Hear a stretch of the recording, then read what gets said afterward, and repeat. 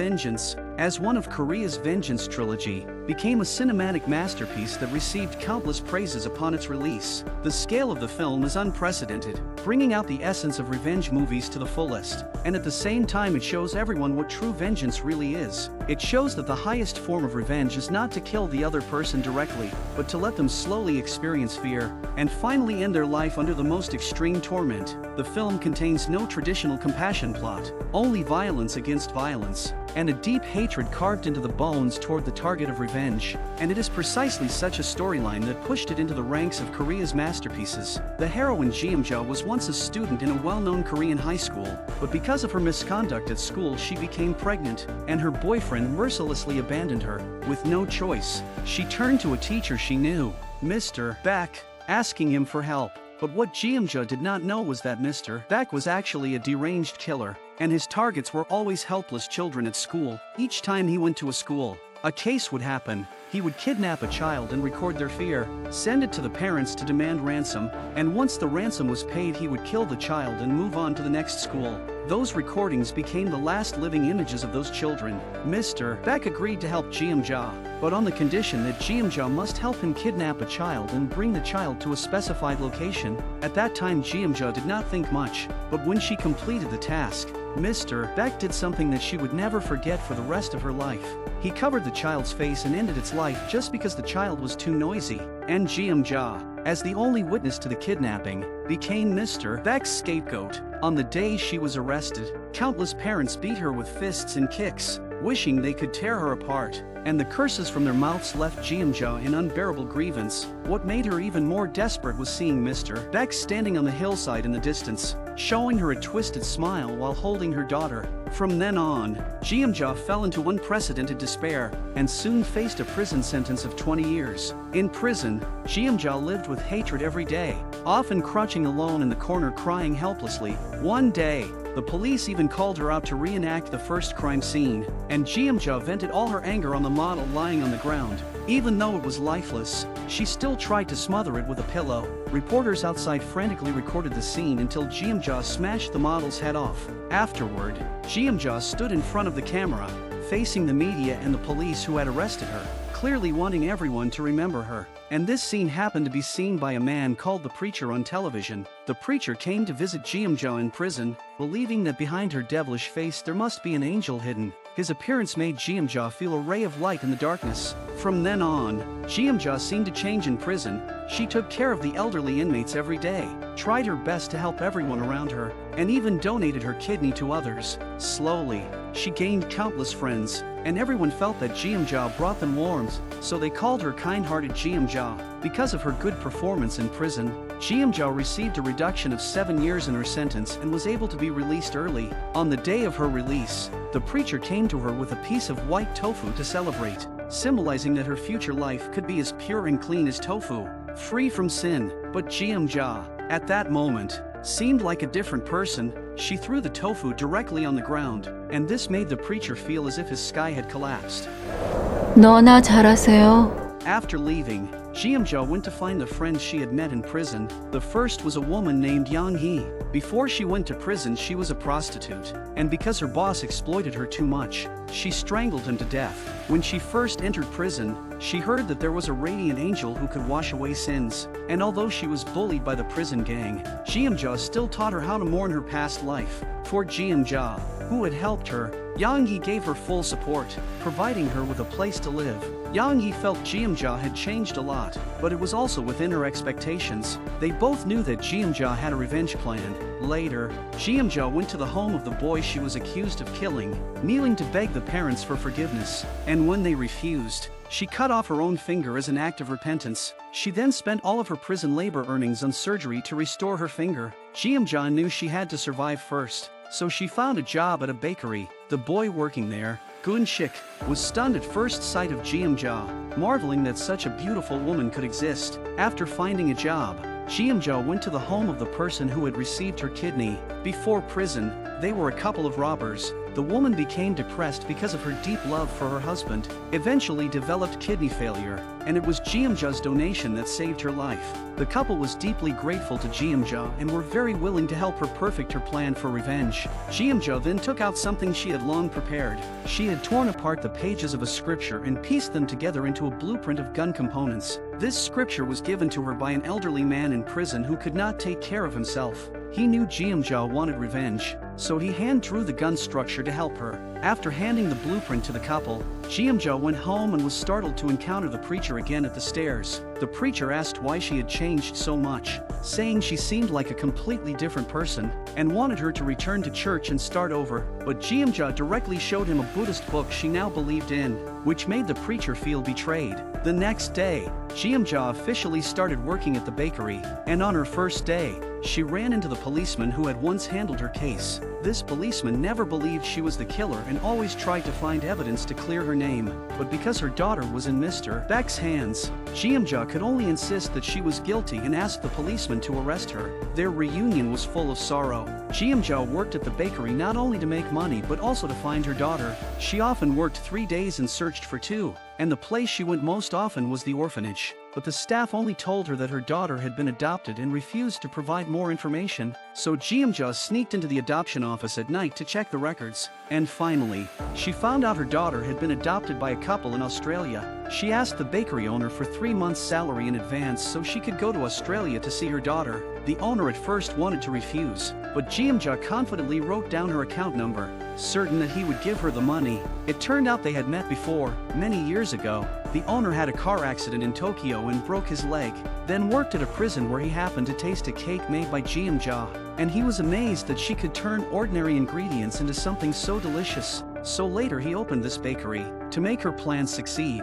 Jeomja knew she needed another helper, so she set her eyes on Gunshik, because Gunshik was the same age as the boy who had died. If that boy had survived, he would be about Gunshik's age now, to fill the regret in her heart. Jeomja became intimate with Gunshik, and at the same time told him her story, that when she returned home and found her daughter missing, Mr. Baek called her and forced her to take the blame, otherwise her daughter would not survive. This was a kidnapper who kidnapped another kidnapper's child. After hearing this, Gunshik understood the whole truth and realized the injustice that Jeomja had suffered. In order to see her daughter, Jeomja began to learn English and wrote a letter to the adoptive family. When she arrived at their home, she read the letter aloud to them, and the 2 adoptive parents were visibly shaken. The little girl, upon seeing her biological mother, felt the undeniable call of blood ties. At night, as she was going to bed, the girl spun her globe and made what she called a decision against her ancestors, asking Jeomja if she could take her to Korea. Jeomja refused on the spot, saying, "Absolutely not." She knew she could not explain it to the adoptive parents, and they would never agree. After a heated argument, the next day the little girl pointed a knife at herself, threatening her adoptive parents to compromise. Jeomja knelt on the ground in helpless despair, and in the end she could only bring her daughter back to Korea. After returning to Korea, Jeomja was immediately informed by the rogue couple to collect her gun, and they also told her that the gun had very short range and had to be fired at close distance, but its power was extremely strong. After that, Jeomja took her daughter traveling to various places, and bought her a puppy she loved, because she knew she owed her daughter and wanted to give her as much motherly love as possible. They went to a deserted school in the wilderness, where Gunshik taught Jeomja's daughter Korean, while Jeomja designated the place as the site of her revenge. At the same time, Mr. Baek was teaching in a kindergarten, and the phrase "a beast in disguise" could not be more fitting for him. For in one moment at school he acted like a bright and sunny young man, but at home he turned blank and hollow. He looked at his watch, then got up and walked behind his wife, and the following scenes need no more description. Ijeon was also one of Jeomja's fellow inmates. Once a target of the prison bully, this prison bully was extremely arrogant. Before being jailed, she had killed her husband and his lover, and even disposed of their bodies completely. The police were so frightened that they did not dare approach her when she was arrested. And once in prison, she constantly tormented other inmates, forcing every newcomer to endure humiliating acts under her control. Ijeon was one of them. When the bully slept, she had to stay awake all night swatting mosquitoes beside her, and if the bully got bitten even once, Ijeon would suffer endless torment. Jeomja saw all of this, and in order to eliminate the bully she endured 3 years of patience. Every time the bully ate, She secretly added bleach into the soup, spoon-feeding it to the unsuspecting bully. Day after day, the bully eventually died. Because of this act, Jeomja was highly respected in prison and inherited the title of the witch from the bully. Back in the present, Ijong went to see Jeomja after her release, for her years of suffering were also born at Jeomja's request. But this time, Ijong came because she could no longer endure Mr. Baek, saying, "We must act tonight." Jeomja said little, but she did not know that the preacher, feeling betrayed by her, secretly photographed their meeting and gave the photos to Mr. Baek in revenge. Seeing the picture of his wife with Jeomja, Mr. Baek immediately realized he had been played, and he rewarded the preacher with money. When Ijong went home, she received a call from Mr. Baek.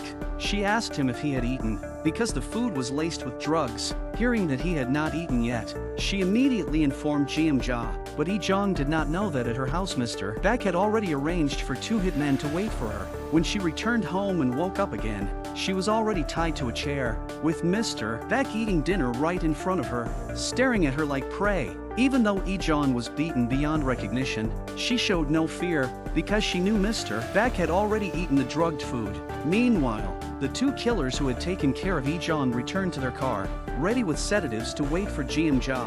At this time, Jeomja and her daughter were completely unaware of the danger. Though cautious, Jeomja sensed something wrong. She did not take it seriously and turned to leave, but the 2 men in the car suddenly struck, trying to drag them inside. Jeomja fought with all her strength. Knowing she was no match in force, she broke free of their grip, seized the opportunity, pulled out her gun, and shot one of the men. The other killer panicked, quickly dragging Jeomja's daughter backward, but Jeomja pressed forward step by step, not caring about her daughter's danger, because she knew the gun's range was very short, and she had to get close to fire. After taking down the 2 killers, Jeomja rushed to Mr. Baek's house, where he had already collapsed on the table unconscious. Jeomja tested him with a spoon to confirm he had lost awareness. After 13 years, facing the man who had pushed her into endless darkness, Jeomja's anger reached its peak, but she knew she could not kill him directly, for that would be too easy for him. First, she vented her fury by hacking off his hair with scissors,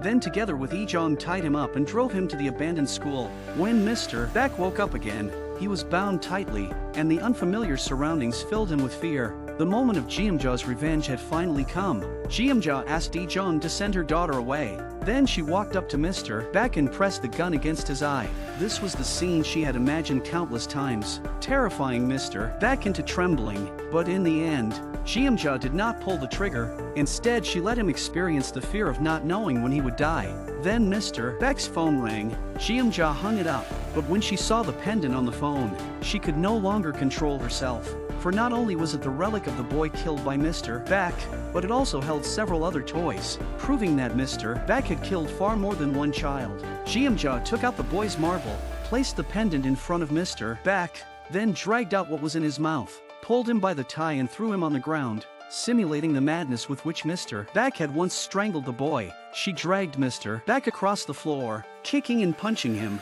venting years of resentment. After venting, she pulled Mr. Baek back up, and just as he tried to speak, Jeomja covered his mouth with a mask. She did not want to hear anything from him, only his screams. Then Jeomja fired 2 shots to break his legs to prevent him from escaping, left the place, and called the detective from years ago to inform him that Mr. Baek had killed several other children as well. After that, Jeomja went to Mr. Baek's house to search for evidence of his crimes, and before long she found 4 videotapes under his desk. She put the tapes into the VCR, and the 3 of them sat on the sofa watching the children's screams on the screen, the detective in the middle saying nothing while his fists were clenched so tightly his knuckles turned pale. Through police channels, Jeomja summoned the families of the 4 original victims to watch the videos of their children being abused by Mr. Baek, so that everyone would clearly understand what kind of monster is next to them. As the footage switched, the images became increasingly cruel, and the parents broke down and cried. Jeomja explained Mr. Baek's modus operandi to everyone. Wherever he went, he would take a job at a school and orchestrate an abduction, but he never targeted students from his own class, which is why he was able to evade detection for so long. Once an extortion reached a sufficient sum, he would kill the child and then move on to the next place. The voices heard during negotiations with the families were all pre-recorded. Because Mr. Baek had already killed the child before bargaining began, he believed only the dead are safe, and he never left a living witness. At the same time, Jiamja gave the families two choices: hand Mr. Baek over to the law, or take matters into their own hands and vent their anger there and then. Someone asked, "Does Mr. Baek have children? Why does he need so much money?"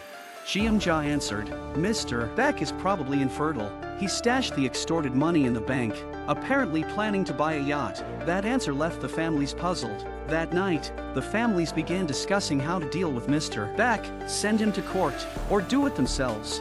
Most felt that letting the court handle it would be too easy for him, while a few could not get past the moral barrier after all. Murder is hard for ordinary people to accept. In the end, they decided to vote, and strangely 80% voted to take action themselves. The minority yielded to the majority, and those who disagreed were forced to join. Everyone recorded the entire process to ensure there were no traitors. Jiamja stood up and emphasized, "I spent 13 years planning to catch Mr. Baek, and if anyone dares to call the police at the scene, I will not spare them." Silence fell over the group. They then discussed whether to storm in together or enter one by one. One woman said, "This needs privacy, like ordering food at a restaurant. Different people want different dishes." Another woman felt going in together would be too easy for Mr. Baek, and they began discussing their preferred methods of hunting. All of this was played to Mr. Baek through loudspeakers clearly. This was his death countdown. Finally, they drew lots to decide the order. Each donned a raincoat, and everyone chose a tool to use on Mr. Baek. The woman leading them trembled, for this was a deed that required enormous psychological strength. When it was her turn, the detective at the door even taught her how to hold a knife without hurting herself. She walked up to Mr. Baek, could not help asking, "Why did you do those things?" and then staggered out covered in blood. Those waiting outside glanced at her in surprise. People queued up one by one and went in to torment Mr. Baek. The second group of 4 rushed in together, and Mr. Baek looked at them in terror before being set upon like prey by a pack of wolves. When they came back out, blood had already pooled around Mr. Baek's feet. Next, a man with an axe charged in, but his daughter reminded him an elderly woman hasn't gone in yet. "We can't kill him straight away." And they left having merely vented, their raincoats already stained a deep red. The final elder walked in with unexpected calm and slowly approached Mr. Baek, then returned to the group as if nothing had happened. When Jiamja and Gunshik arrived, they found a pair of scissors lodged in Mr. Baek's neck. He was already dead. After Mr. Baek's death, everyone cleaned up the scene together. They collected his blood, folded the tarpaulins, and finally, at the detective's prompting, everyone posed for a group photo. And with that, the story came to an end. Perhaps the best way to deal with violence is with violence, and perhaps that is the meaning of revenge.